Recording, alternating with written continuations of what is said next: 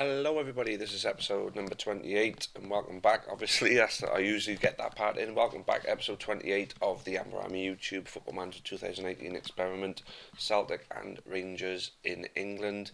And this is the end of our penultimate season.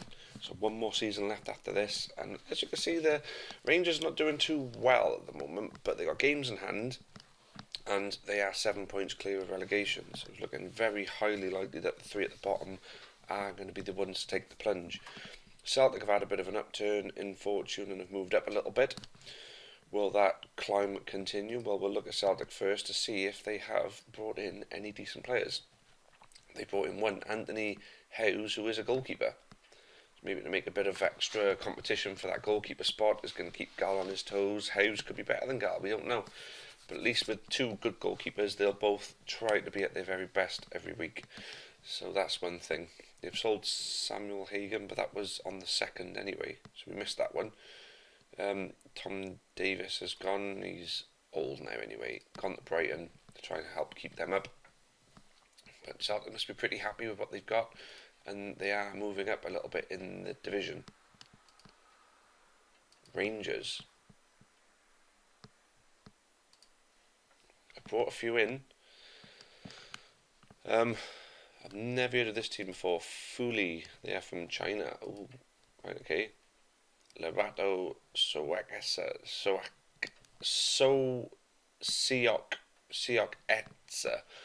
Freaking hell.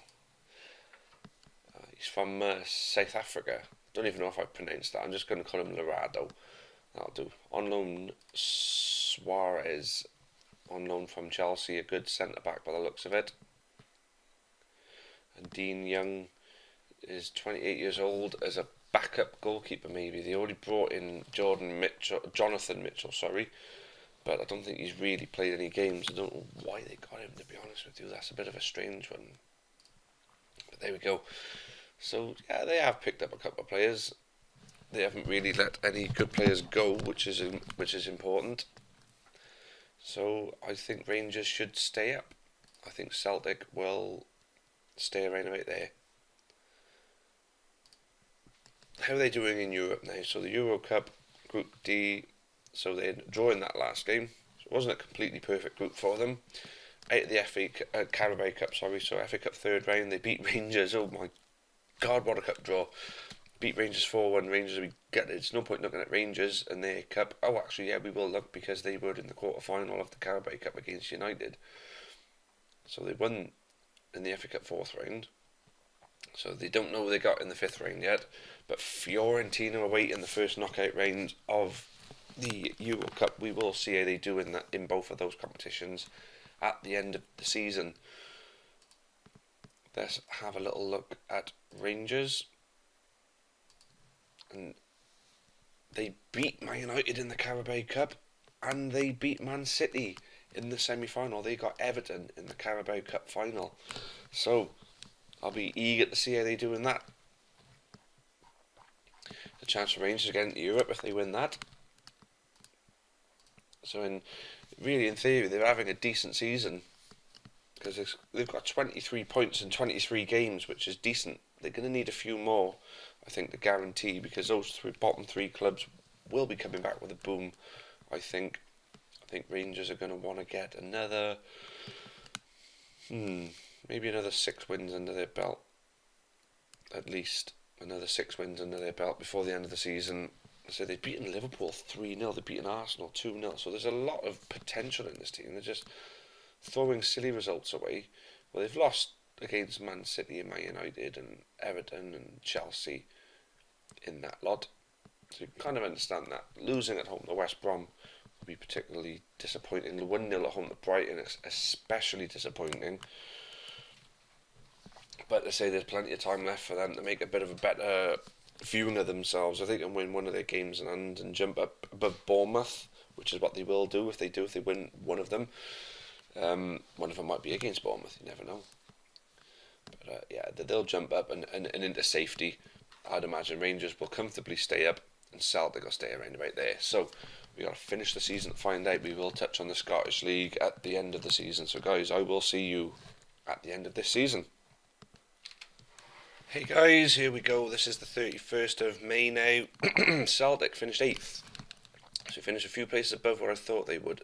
Stoke fell from grace, and so did Everton. I thought they were making up something of a top 8, but Celtic made up that top 8 instead, with West Ham. So the usual 6 in the top 6, as per they should be. And then obviously Celtic, West Ham, Stoke, Everton making up the top 10. Rangers finishing 12th. That's a good start for them to life in the Premier League. It's really good to see. And 3 who were at the bottom were the ones who ended up going down in the end. So I think Celtic, Rangers, all of them, you want to be happy with that one. Celtic finishing 7th and then 8th. Can they build upon it and push up towards that top 6 next season? That's the one bit of intrigue that we have. For this, I think Rangers will consolidate and maintain their Premier League status next season again. Let's have a little look at the better players in the division for the season then average rating. So Celtic had the 6th best average rated player in Chan. I'm just going to call him Chan, so don't make a fool of myself trying to pronounce things. Goals. Chan finished 3rd in the goals chart as well. Assists. Celtic players fell out of the assists, unfortunately. And then finally, clean sheets. Well, Traore only ended up finishing 4th, but no Celtic player. So I think Celtic did weaken themselves at goalkeeper, but it wasn't the end of the world for them. They only finished 1 place lower. I think whatever money they've got for next season, they can look at strengthening their defence. Look on their goal difference, see if it shows. No, it doesn't. But there we go, they end up beating Rangers at home 3-0, so they'll be happy with that. Rangers won 11 games in the end. Good for them. I said 3 more wins would see them through. They won 11. So that was good. There we go, so that's it. It's the end of that Premier League season. Let's see how they both got on in their respective cup competitions. So you've got Rangers who played in the final of the Carabao Cup. Celtic were still in the FA Cup and in the UEFA Cup. So this is the point where we got to. FA Cup 4th round, they beat Crystal Palace. So they lost to Man United in the FA Cup, but they beat Fiorentina in the UEFA Cup. So let's scroll this one down. They lost 1-0 away to Arsenal in the next round of the Euro Cup. Did they turn that around at home? They did. Wow. So they got through to, I think, the quarter-final. So they drew 1-1 at home to Shakhtar Donetsk, but they drew 1-1 away and won on penalties. So they're in the semi-final. They won away at Liverpool, 2-1. And then drew at home, so they got the final. And they lost to Juventus in the final. Oh, gutting. I thought we were going to see European glory for Celtic representing England. I don't think the Scots would like that too much, but at the end of the day, yeah, the team done well. So Celtic made a final, but so did their counterparts Rangers. So this is their quarter-final. Semi-final, they turned their semi-final by winning 4-1 at home to Man City. And in the final, they won on penalties. They beat Everton in the final. If I mention Man United, apologies, they've already beat them. They won on penalties. So Rangers won the Carabao Cup. Absolutely great stuff. Silverware. Rangers are used to silverware, and their reputation should be boosting now. Rangers should be, we're used to silverware. So was Celtic. It's the only thing they couldn't guarantee themselves moving to English football, but the hindrance of being in the Vanarama and the League 2 and League 1 and the Championship has certainly not slowed them down. Well, yeah, Championship slowed them both down, but no, they're both in the Premier League and establishing. So now, that's that with the English League. Let's have a little look how things are going in Scotland right now. Okay, so things are going back to normal, and Hibs have won the league this time, but they only edged St Mirren and Aberdeen. That would have been a very interesting season. I think, obviously, all these teams being involved, I mean, St Mirren, Hibs, Dundee and Aberdeen have all won this competition since Celtic and Rangers have gone. Hibs have been the most dominant force, but it's close every season, you know. And there's more than one team. Dundee United have been in it. Dundee have been in it. It's mental. It's mad. It's great.